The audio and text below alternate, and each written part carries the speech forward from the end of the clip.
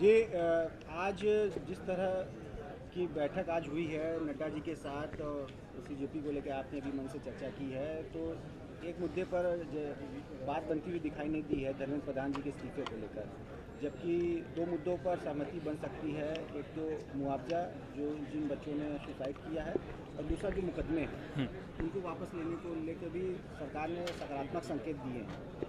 तो क्या कहेंगे प्रधान जी के इस्तीफे को लेकर क्यों रात फंसी हुई है? देखिए, छात्रों के जो मुद्दे हैं, छात्रों की जो चिंताएं हैं, हमारी भी चिंता है, हमारे नेता चिराग पासवान जी की भी चिंता है, हमारी पार्टी की भी चिंता है और हमारी जो दिल्ली में सरकार है उसकी भी चिंता है।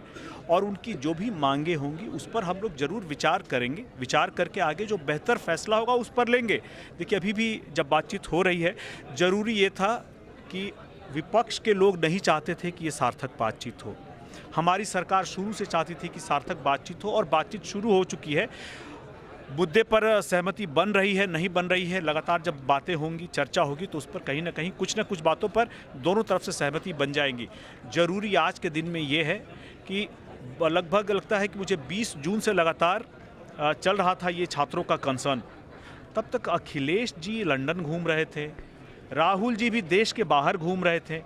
जब उनको लगा कि अरे छात्र बहुत ज़्यादा इकट्ठा हो गए हैं, बहुत ज़्यादा यहाँ पर ये हो, तो उनको उनको राजनीति याद आई। उनको छात्रों की बात सदन में उठाने की बात नहीं आई। आपको याद होगा कि 20 जुलाई से सदन चल रहा है, लेकिन ये लोग सदन को लगातार बाधित कर रहे हैं क्योंकि इनको सड़क पर तमाशा कर रहे हैं और तमाशा कर रहे हैं। अगर राहुल गांधी जी इतना ही छात्रों की मांगों को लेकर सजग हैं तो जंतर मंतर क्यों नहीं चले जाते हैं? अखिलेश जी इतना ही छात्रों की मांगों को लेकर के सजग हैं तो क्यों नहीं सदन के अंदर बैठ करके चर्चा कर रहे हैं? तो प्रेस कॉन्फ्रेंस किया है राहुल गांधी ने? नहीं, प्रेस कॉन्फ्रेंस करें, लेकिन कोई भी सार्थक बातचीत वहाँ हो सकती है जहाँ नीतियाँ बनती हैं, जहाँ आप सरकार से सवाल करते हैं और अपने सवाल के जवाब चाहते हैं। ऐसे में सरकार संवाद की टेबल पर पहले थी, आज भी है। अब सभी लोग आकर के अगर सार्थक में छात्र जो हैं हमारे आकर के अपनी बातों को रख रहे हैं, हम लोग बिल्कुल ओपन माइंड से बात कर रहे हैं, बात करेंगे, उनकी बातों को मानेंगे भी। और जो चर्चा होगी, हम लोग चाहेंगे कि राहुल जी और अखिलेश जी आकर के चर्चा में बहस लें, बहस में भाग लें, अपनी बात को रखें। ये लोग जिस तरह से सिर्फ और सिर्फ राजनीति चमकाने की बात कर रहे हैं और ये चाहते हैं कि लंबा चले ताकि इनका जो मुद्दा है सड़क पर ये विमर्श का वो चलता रहे, मगर सार्थक बातचीत जो सदन के अंदर होनी है वो अगर नहीं होगी तो इसको जो एक सही सकारात्मक नतीजा निकलना है वो नहीं चाहते निकले। जिस तरह से पूरे देश की जनता का सेंटिमेंट पूरे इस मूवमेंट से जुड़ गया है, जिस तरह से महिलाओं के साथ वहाँ पे बदतमीजी हुई है, जिस तरह से लाठी उनको कोची गई है, लाठियों से ढकेला गया है, लाठी चार्ज किया गया है बुजुर्गों पे, 14-15 साल की लड़कियों पे, तो इस पे आप लोग इसके खिलाफ नहीं आप लोग बोल पा रहे? नहीं, इसके खिलाफ हम क्या, इसके खिलाफ सरकार है। सरकार ने कहा है कि जिसने भी जहां पर पुलिस ब्रुटैलिटी हुई है उसको लेकर के केस दर्ज किए जाएंगे। छात्रों की इन मांगों को मांग करके हमारी पार्टी का भी यही मत है कि जहां पर पुलिस ज्यादती हुई है वहां पर छात्रों की जायज़ मांगों को माना जाएगा। हमारे से कि हमारे ही बच्चे हैं, पूरे देश के बच्चे हैं, और जहां पर सभी का विमर्श होगा सरकार भी उसी तरफ जाएगी। सरकार छात्रों से बातचीत कर रही है, उसमें हमारा सहमति भी बन जाएगा।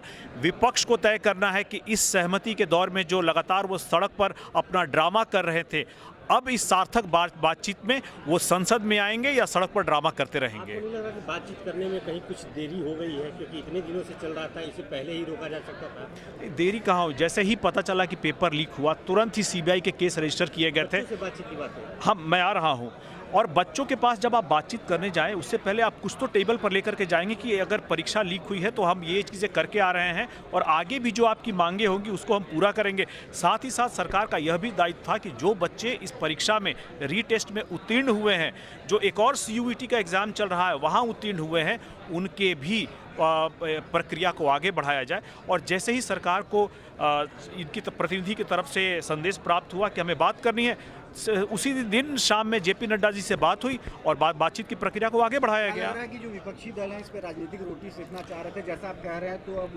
उनकी मंशा सफल नहीं हो पाएगी। सिर्फ और सिर्फ क्रेडिट लेने के लिए अखिलेश जी और राहुल जी इस छात्रों की राजनीति पर में घुसे हैं। नहीं तो उनको न छात्रों से मतलब है, न उनको युवाओं से मतलब है। अगर इतना ही सीरियस होते उनकी मांगों को लेकर के, तो इस बात को मजबूती से संसद के पटल पर उठाते, क्योंकि देश का सबसे बड़ा पंचायत वही है। आप देश के सबसे बड़े पंचायत में छात्रों की, युवाओं की बात नहीं कर रहे हैं।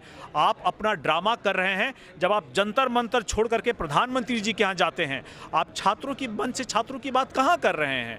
ऐसे में बहुत ज़रूरी है कि जब सरकार बातचीत करके सार्थकता के साथ आगे बढ़ रही है, इन दलों को भी सदन के अंदर आकर के, सदन में अब बैठ करके चर्चा करनी चाहिए, बहस करनी चाहिए। क्योंकि याद कीजिए, इससे पहले भी उन्होंने मुद्दे उठाए थे, लेकिन इन मुद्दों पर जब सदन के अंदर बातचीत शुरू हुई थी तो इनकी तरफ से बोलने वाले बहुत कम वक्ता थे और इनके पास कोई सार्थक लॉजिकल आर्गुमेंट नहीं था। गठबंधन से पहले अपने संगठन को ध्यान में रखते हुए लगातार विस्तार कर रहे हैं। हमारी तैयारी पूरे के पूरे 430 सभी 403 सीटों पर है और सभी जगह संगठन विस्तार कर रहे हैं। लगातार हर अपने तरफ दलित चौपाल के माध्यम से, चाणक्य चौपाल के माध्यम से, प्रबुद्ध चौपाल के माध्यम से, व्यापारी चौपाल के माध्यम से लगातार हर वर्ग से संवाद और कैसे संगठन को विस्तार देना है, इस पर बातचीत चल रही है।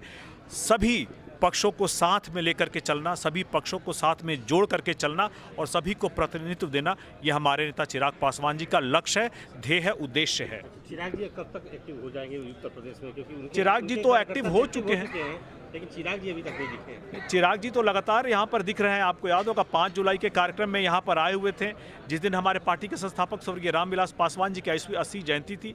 इसके बाद तुरंत 10 दिन बाद आए थे, जब हमारे यहाँ कार्य समिति की बैठक थी। और अब उनको जनता के बीच में ले जाने के लिए जो बड़ी सभाएं करनी है, वो हम अपनी तैयारी करके अपने नेता को यहाँ बुलाएंगे।